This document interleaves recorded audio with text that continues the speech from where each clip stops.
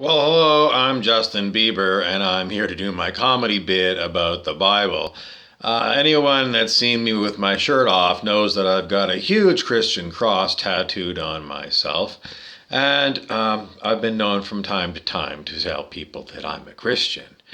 Okay, so what we're going to do in this comedy bit is figure out why it is that I scratch my nose. Now, I've been watching a lot of videos, and it seems like it's a very, very common thing for humans right now, today, to have itchy noses. It's like an ongoing issue. And you look at YouTube, and it would be somebody who's doing a professional presentation, all of a sudden, I'd be going like itchy, itchy, itchy, itchy. Now, I have an answer for you why it is. It's not dry skin. It is the metaphysical author Stuart Wilde said that there are nasty things that we can't see but are etheric bugs. So the etheric is like, if you could imagine when people say, well, I've got an aura around my body, I've got an aura.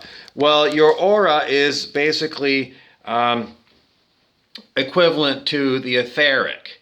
So if you've got something that's scratching you or making you itch, it means that you've got crap in your aura.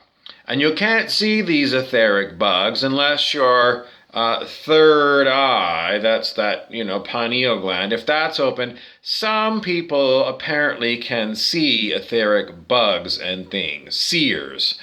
I don't see them, but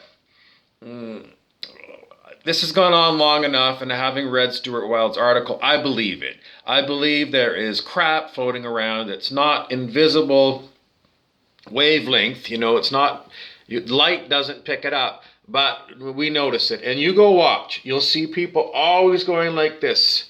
And it's because shit in the aura that comes over here and it's irritating you. There is all kinds of shit floating around in the etheric that we can't see.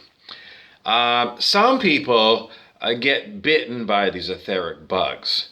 So my mother, I'm sure she's getting bitten by etheric bug because she goes to bed and she wakes up in the morning and she says, I think I've been bitten by a spider, because she's got little red marks.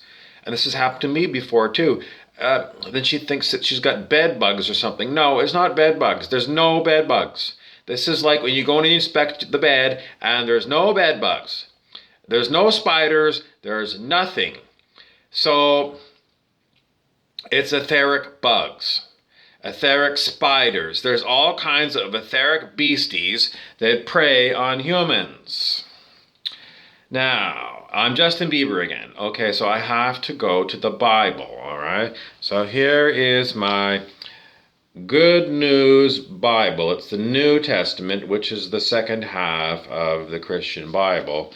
The Old Testament is everything leading up to Jesus, and the New Testament is Jesus and everything after Jesus, but not really, because it doesn't go beyond, I don't know, a few hundred years beyond, 200 to 300 years beyond Jesus. And what happened to the early church. Everything that happened to the church since the very early church, like the year 300, you have to, it's not in the Bible. You have to go and look in history books. And, primarily what you want to do is study European history, because European history is basically the story of Christianity. Christianity was everything to do with politics and the running of the countries, etc., etc. So, because when I was a kid, I always wondered, well, how was it that, that we've got so many different kinds of churches, so many different denominations? I could never figure it out, and no adult knew. So I had to research it myself, and that's what I found out. You have to study European history in order to learn why there's so many different denominations of Christianity. And I'm not going to lecture on that here. I'm still Justin Bieber, and I'm the Christian, and I'm talking about the etheric bugs.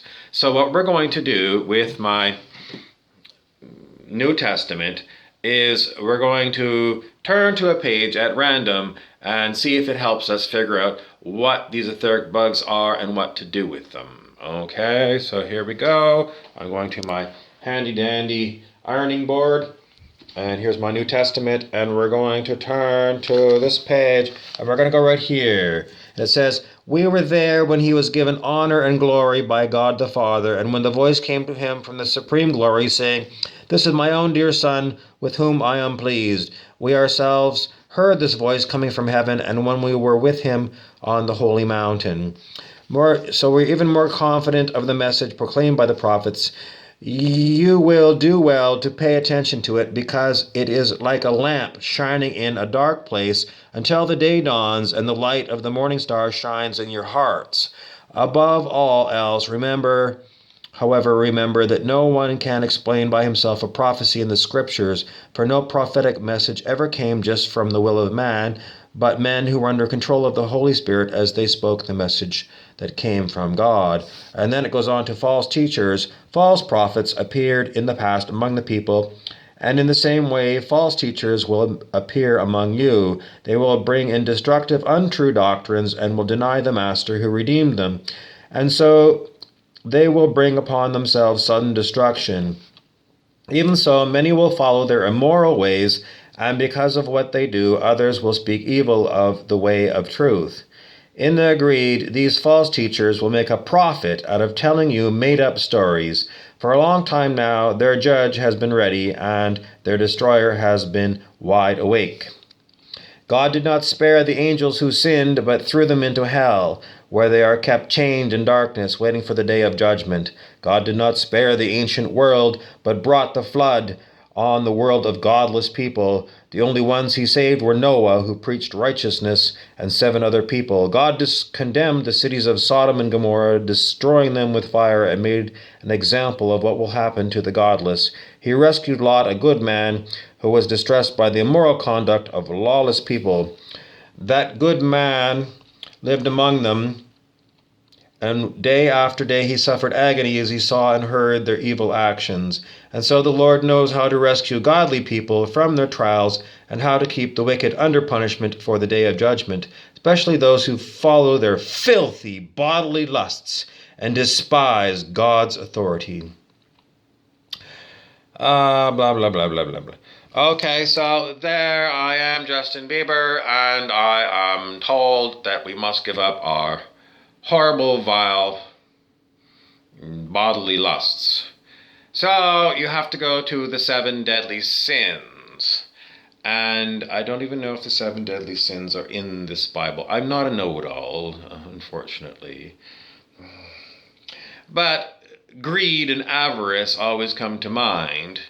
Being greedy and avarice. What else? Avarice is another